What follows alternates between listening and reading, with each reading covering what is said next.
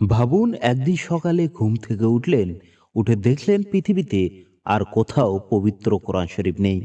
মসজিদে নেই, বাড়িতে নেই, এমনকি যারা হাফেজ ছিল তাদের মুখেও আর কোনো আয়াত থাকবে না। মানুষ কোরআন পড়তে চাইবে, কিন্তু কেউ একটি আয়াতও স্মরণ করতে পারবে না। শুনতে অবাক লাগলেও রাসূলুল্লাহ সাল্লাল্লাহু আলাইহি ওয়াসাল্লাম সহিহ হাদিসে এমন একটি ভয়ঙ্কর ঘটনার কথা উল্লেখ করেছেন। রাসূল সাল্লাল্লাহু আলাইহি ওয়াসাল্লাম বলেছেন, এমন একটি সময় আসবে যখন মানুষ ঘুম থেকে উঠবে আর দেখবে তাদের হৃদয় থেকে কোরআনের আয়াত মুছে গেছে। এই হাদিসটি এসেছে সুনাম ইবনে মাজাহ এবং মুসনাদ আহমেদ গ্রন্থে।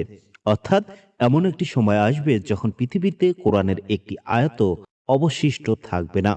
ভাবুন সেই সময়টা কেমন হবে। মসজিদ থাকবে, নামাজ পড়ার জায়গা থাকবে, কিন্তু কোরআনের তিলাওয়াত থাকবে না।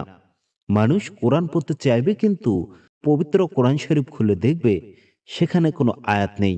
এমনকি যারা আগে থেকে কোরআন শরীফ মুখস্থ করেছিল তাদের মন থেকেও সব আয়াত মুছে যাবে। পুরো পৃথিবী যেন অন্ধকার হয়ে যাবে।